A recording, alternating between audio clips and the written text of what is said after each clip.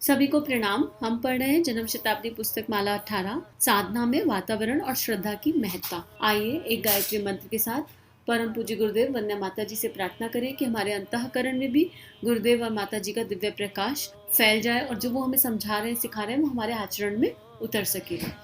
ओम भूर्भुवः स्वः तत्सवितुर्वरेण्यं भर्गो देवस्य धीमहि धियो यो नः प्रचोदयात्।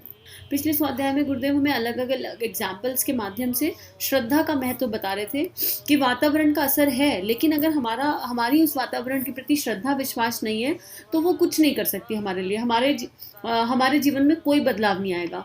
पर अगर हमारे मन में पूरी श्रद्धा है, समर्पण है, विश्वास है, तो फिर जैसे माँ मीरा की मूर्ति से भगवान कृष्ण प्रकट हो गए, ऐसी हमारी श्रद्धा और विश्वास हमारे जीवन में परिवर्तन ले आएगी। इसी के क्रम में गुरुदेव हमें अगला एग्जाम्पल समझा रहे हैं। ठाकुर रामकृष्ण परमहंस काली के अनन्य उपासक थे। लोगों ने रानी से शिकायत कर दी कि जो भोग है वह स्वयं खा जाते हैं और झूठन फैला देते हैं। रानी रासमणि एक दिन छत पर गई और वहां से छिप करके देखती रही सारा नजारा। सही बात यह हुई कि रामकृष्ण काली से कहने लगे, माँ आप भोजन कीजिए। वह चुप रहे क्या कहती। रामकृष्ण ने कहा, अच्छा पहले बेटा खा लेगा तब माँ खाएगी। उन्होंने ऐसा ही किया। आधा भोजन स्वयं कर लिया और जब काली से कहा, माता अब आपको करना पड़ेगा, तभी रानी रासमणि ने देखा कि पत्थर की मूर्ति के हाथ हिलने लगे हैं और उन्होंने थाली में जो भोजन था वह उठाया और निगल लिया। सारा भोजन वे खा गई। खाली थाली धोने के लिए रामकृष्ण परमहंस बाहर निकले थे। तब रानी रासमणि आई और उनके चरणों में गिर पड़ी। उन्होंने कहा, देव आप साक्षात काली हैं। यह बात सही है कि स्वयं रामकृष्ण परमहंस साक्षात काली थे, क्योंकि अपनी श्रद्धा से उन्होंने पत्थर की मूर्ति को साक्षात काली बना दिया था। रामकृष्ण ने जब विवेकानंद से कहा कि काली माँ के पास जा और नौकरी मांग ले, तो विवेकानंद ने वहां जाकर देखा कि विशालकाय काली जमीन से लेकर आकाश तक को छू रही थी। वह कहाँ से पैदा हुई थी?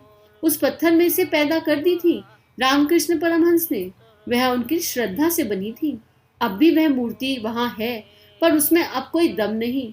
चोर एक बार उस मूर्ति की सोने की जीभ चुरा ले गए थे, तब वह पत्थर ही रह गई थी। पत्थर को साक्षात काली बना देने का श्रेय स्वामी रामकृष्ण परमहंस को है। कितना रामकृष्ण परमहंस के तो जितने उदाहरण पढ़ लो आप, भक्ति की पराकाष्ठा है। इतना सुंदर चित्रण है ठाकुर का, इतना सुंदर चित्रण है। और उनकी भक्ति इतनी असीम और इतनी अनंत थी कि उन्होंने जब राधा रानी की साधना करी तो उनके स्तनों से दूध बह गया। और जब उन्होंने मातृत्व की साधना करी अपने एक शिष्य को लेके, तो उनके खुद के स्तनों से दूध पिलाने के लिए दूध बह गया। मतलब चरम जिसे कहते हैं भक्ति का, वो चरम ठाकुर के जीवन में देखने को मिलता है। और इसी का एक उदाहरण गुरुदेव कह रहे हैं। और वहां काली की मूर्ति अभी भी है और वो अभी भी जीवंत है। किसके लिए जीवंत है? उन लोगों के लिए जीवंत है जिनकी एक्चुअली ठाकुर में श्रद्धा कृपा से जागृत हो गई, ठाकुर के प्रति विश्वास जागृत हो गया। उनको उस काली में सब कुछ दिख जाएगा। जो वही काली दिखाई दे जाएंगी जो ठाकुर के समय से चलती आ रही थी, क्योंकि गुरु के माध्यम से ही भगवान मिलता है। जो लोग ठाकुर और माँ शारदा में श्रद्धा रखते हैं वो इस बात को समझ जाएंगे। अगला एग्जाम्पल गुरुदेव लिख रहे हैं। कबीर को दीक्षा देने के लिए स्वामी रामानंद तैयार नहीं थे। कबीर सीढ़ी पर जाकर सो गए।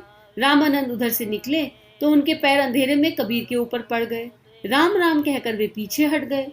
कबीर ने कहना शुरू कर दिया कि मेरे गुरु स्वामी रामानंद हैं, उन्होंने मुझे मंत्र दे दिया है, दीक्षा दे दी। स्वामी जी ने पूछा, तू गलत सलत बात क्यों कहता है? कबीर ने कहा, नहीं, आपने मेरे सीने पर पैर रख दिया था और आपने सीढ़ियों पर राम राम कह दिया था। बस मेरे लिए तो आप गुरु हो गए।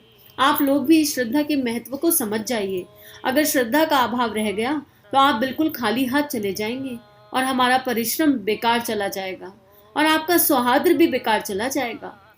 आप कृपा करके अपनी श्रद्धा जगाइए। आपको अंधश्रद्धा के लिए यहाँ कुछ नहीं कहा जा रहा। यहाँ पर परिपूर्ण वातावरण है। आप चाहें तो सच्चाई के लिए इनको परख सकते हैं।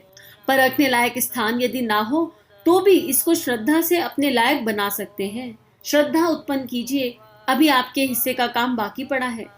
गुरुदेव एक जगह और ये भी बताते हैं कि श्रद्धा, अगर हमारी श्रद्धा किसी गलत जगह टिक जाए ना, मान लो हम किसी व्यक्ति को गुरु मान लें और वो गुरु असली नहीं हो, वो गुरु के अंदर जो है जो गुरु तत्व होना चाहिए वो नहीं हो, लेकिन जिनकी श्रद्धा है वो सच्ची है, तब भी उसके जीवन में जो है वो गुरु की शक्ति प्रकट हो जाएगी, क्योंकि उसने गुरु शक्ति पर श्रद्धा रखी।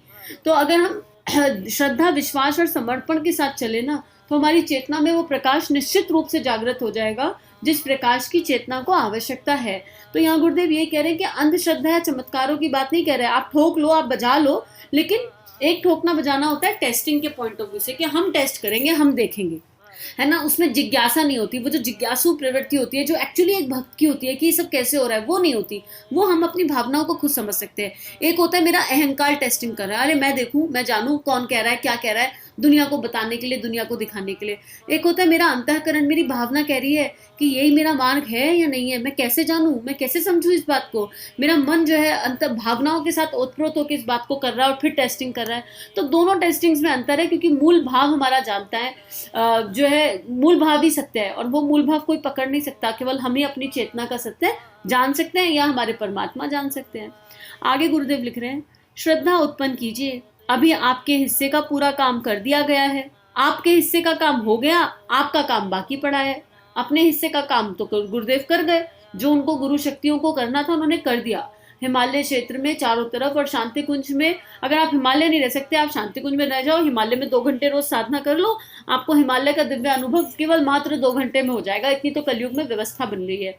और अब हमारा काम है, हमें सारी इन्फॉर्मेशन मिल गई, हमें अब ये भी पता है कि हमको क्या क्या करना है, स्टेप्स भी पता चल गए, अब उन स्टेप्स को फॉलो करना तो हमारा ही काम है। तो आप और हम दोनों अपने अपने हिस्से का काम पूरा जब कर लेंगे, तो मैं आपको विश्वास दिलाता हूँ कि यह कल्प साधना आपके लिए सौभाग्य से भरा पूरा होगा और हमारे लिए संतोष से। आज की बात यही समाप्त। ओम शांति। अब ये प्रवचन समाप्त हो गया, लेकिन इस किताब की जो समरी है उसे आगे पढ़ेंगे। गुरुदेव आगे बता रहे हैं, साधना की सफलता में वातावरण और श्रद्धा का महत्व, इसमें पूरा क्या बताया गया। तो एक पैराग्राफ आज ले लेते हैं, बाकी कल ले लेंगे।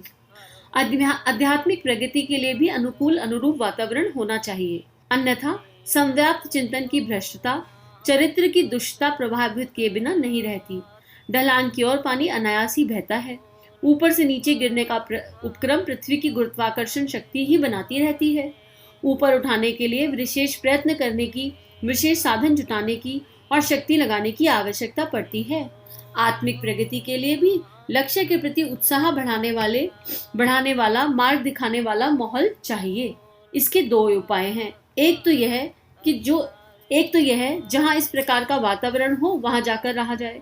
दूसरा यह कि जहां अपना निवास है वहीं प्रयत्न पूर्वक वैसी स्थिति उत्पन्न की जाए। कम से कम इतना तो हो ही सकता है कि अपने निज के लिए कुछ समय के लिए वैसी स्थिति उत्पन्न कर ली जाए। एकांत, स्वाध्याय, मनन, चिंतन ऐसे ही आधार है।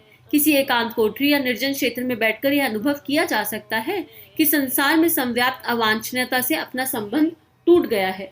अब यहाँ गुरुदेव बता रहे हैं कि हम हमेशा नहीं जा सकते हैं, कभी कभी तो जाया जा सकता है पवित्र स्थानों पर, श्रेष्ठ स्थानों पर, लेकिन अगर हम हमेशा नहीं जा सकते तो जहाँ हम रह रहे हैं वहाँ हम कुछ तो व्यवस्था बना सकते हैं। तो अपनी पूजा स्थली को साफ रखना, वहां पर भाव और श्रद्धा से दिया जगाना। कर्मकांड की बात नहीं कर रहे हैं यहाँ पर गुरुदेव। आवाहन करें तो ऐसा करें कि आवाहन करते करते अश्रु निकल जाए, इतने अश्रु निकले कि भगवान को प्रकट होना ही पड़े। ऐसे कर्मकांड वाला आवाहन नहीं करना है, लेकिन अंतरात्मा से, भाव संवेदनाओं से ओतप्रोत होकर आवाहन करना है। उसके बाद आवाहन के कर्म के बाद जो है षटकर्म हो गए। षटकर्म भी भावना से करना है। अगर हम कर्म से केवल जल डाल रहे हैं और अपने आप पे छिड़क रहे हैं, आचमन कर रहे हैं, तो उसका कोई लाभ नहीं है। पूरे दिल से, पूरे मन से कि अब हम उस परमात्मा की गोदी में जा रहे हैं और हमें वहां जाने के लिए एकदम साफ सुथरा गुड बॉय गुड गर्ल बन के जाना है, एकदम अच्छे बच्चे के जैसे जाना है। जो भी हमारा भाव है, अगर आपका बाल भाव है तो बाल भाव, आपका सखा भाव है तो सखा भाव, आप कहीं भी जा रहे हो। और आवाहन किया तो देव शक्तियों को इनवाइट किया। जब हम अपने घर में गेस्ट इनवाइट करते हैं तो हम कितना ज्यादा व्यवस्था बनाते हैं। अब यहाँ तो हम परमात्मा को इनविटेशन दे रहे हैं, तो जब हम परमात्मा को इनविटेशन दे रहे हैं तो हमारा घर, हमारा मन, घर मतलब हमारा अंतःकरण, हमारा घर, हमारी परिस्थितियां उसी हिसाब से पवित्र होनी चाहिए ना, और उसी हिसाब से व्यवस्था होनी चाहिए। तो यही बात गुरुदेव यहाँ पर कह रहे हैं कि इतनी व्यवस्था हम कर सकते हैं। कभी ट्राई करके देखिए, एकांत में बैठकर किसी मंदिर में जाइए, एकांत में जाकर थोड़ी देर बैठिए और अनुभव कीजिए कि उसकी शक्ति क्या है। तो यही बात गुरुदेव यहाँ बता रहे हैं कि साधना की सफलता में स्थान, क्षेत्र व वातावरण का असाधारण महत्व है। विशिष्ट साधनाओं के लिए घर छोड़कर अन्यत्र उपयुक्त स्थान में जाने की आवश्यकता इसलिए पड़ती है कि पुराने निवास स्थान का ढर्रा अभ्यस्त रहने से वैसी मनः स्थिति नहीं बन पाती जैसी महत्वपूर्ण साधनाओं के लिए विशेष रूप से आवश्यक है। कुटुंबियों एवं परिचित लोगों के साथ जुड़े हुए भले बुरे संबंधों की पकड़ बनी रहती है। कामों का दबाव बना रहता है, राग द्वेष उभरते रहते हैं। दिनचर्या बदलने पर कुटुंबी तथा साथी विचित्रता अनुभव करते हैं और उसमें विरोध खड़ा करते हैं। आहार और दिनचर्या बदलने में विग्रह उत्पन्न होता है। घरों के निवासी साथी जिस प्रकृति के होते हैं वैसा ही वातावरण वहाँ छाया रहता है। यह सभी अड़चने हैं जो महत्वपूर्ण साधनाओं की ना तो व्यवस्था बनने देती और ना मनः स्थिति ही वैसी रह पाती। दैनिक नित्य कर्म के रूप में सामान्य उपासना तो घर पर भी चलाई जा सकती है, पर यदि कुछ विशेष करना हो तो उसके लिए विशेष स्थान, वातावरण, सानिध्य एवं मार्गदर्शन भी चाहिए। यह सब प्राप्त करने के लिए उपयुक्त स्थान का प्रबंध करना वह आधार है जिस पर सफलता बहुत कुछ निर्भर करती है। तो यहाँ गुरुदेव ने क्लियर किया कि क्या क्या बाधाएं आती हैं और ये बहुत नेचुरल है। तो हम देख लें कि हम कहाँ पर हैं। ऐसा ना हो कि अभी हमने प्रारंभिक शिक्षा भी नहीं करी, हमने स्टेप 1 भी फॉलो नहीं किया, हमने जो है कम से कम हमारा संकल्प इतना मजबूत तो हो जो रेगुलर की साधना है वो बिना छूटे 2-3 साल हो गई हो और हम उस रेगुलर साधना में स्थित हो गए हो। रेगुलर की आधा 1 घंटे की उपासना नियमित मिनिमम इतनी तो जीवन में हो। अगर 1 घंटे की उपासना मिनिमम जीवन में है और अगर वो मिस हो रही है और मन में कोई रोने लग जा रहा है, आत्मा को ऐसा लग रहा है कि कुछ छूट गया, मन कलप गया, आत्मा परेशान हो गई, तो समझ ली कि अगले स्टेप की जरूरत है। ऐसा नहीं है कि स्वाध्याय को सुन के सोचे कि अरे घर में तो कोई पूजा पाठ नहीं करने देना, घर छोड़ के भाग जाओ, घर छोड़ के चले जाओ, कहीं दूसरी जगह जाएंगे घर में लड़ाई झगड़ा करके। नहीं, पहले अपना आकलन कर लीजिए कि हम कहाँ हैं। और अगर आपकी साधना मन से, भाव से कोई और नहीं बता सकता, आपको खुद को ही जवाब देना है, आपके अलावा आपका जवाब कोई और नहीं देगा। लेकिन नियमितता के साथ 2-3-4 साल में आपकी साधना स्थित हो गई, और एक्चुअली सच पूछो तो यहाँ समय की भी बात नहीं है, भाव की बात है, तो आपकी परिस्थितियां अगले स्टेप के लिए अपने आप क्रिएट हो जाएंगी, आपको कुछ करना नहीं पड़ेगा। लेकिन हम अपने पहले स्टेप को रखें। और उसके बाद जो दूसरी इंपॉर्टेंट बात गुरुदेव कह रहे हैं, राग द्वेष उभरते रहते हैं। जब साधना सच्ची होने लगेगी, जब उपासना सच्ची होने लगेगी जो प्रारंभिक है, तो सबसे पहले मन राग द्वेष से मुक्त हो जाएगा। ऑटोमेटिकली किसी के लिए मन में कोई ब्लैक डॉट होगा ही नहीं, बस सबके कल्याण का भाव रहने लगेगा। उसके बाद जब सबके कल्याण का भाव रहेगा तो दिनचर्या मतलब फिर कोई काम ना बाहर नहीं लगेगा। घर के हर मेंबर के लिए कुछ करना है तो ऐसा लगेगा अरे ये तो सेवा है, ये तो सेवा है, ये तो सेवा है। घर का माहौल अपने आप बदल जाएगा। क्यों? क्योंकि अब कोई चीज बाहर नहीं लग रही, जो भी काम आ रहे हैं बाहर से, इधर से उधर से, वो हर चीज साधना बन जाएगी। खाना बना रहे हैं तो साधना, ऑफिस जा रहे हैं तो साधना, जीवन ऐसा साधना में हो जाएगा कि शरीर से तो लगेगा कि संसारिक कर्म कर रहे हैं, पर मन उन भावों में बहुत गहरा डूब जाएगा और हर चीज साधना हो जाएगी। और जब यहाँ तक पहुंच जाएंगे तो आपकी जो वाइब्रेशंस है, आपकी रेडिएशन बदल गई। आपकी रेडिएशन में आप सबके लिए कल्याण का भाव है, प्रेम का भाव है। वो बदली हुई रेडिएशन आपके घर के वातावरण को बदल देंगी, और जब वो घर का वातावरण बदलेगा तो सपोर्ट अपने आप मिलने लगेगा। फिर किसी विशेष साधना का मन करेगा, कभी कहीं जाने का मन करेगा, तो सबका सहयोग खुद ब खुद मिलने लगेगा। तो आज के लिए इतना ही स्वाध्याय। सभी को बहुत बहुत आभार, सभी को प्रणाम। हम सभी का जीवन गुरु शक्ति के सूक्ष्म सानिध्य में। हमारे YouTube चैनल को सब्सक्राइब कीजिए और बेल आइकन पर क्लिक कीजिए ताकि आने वाली सभी वीडियो की नोटिफिकेशन आपको मिलती रहे। आप सभी को बहुत बहुत थैंक यू।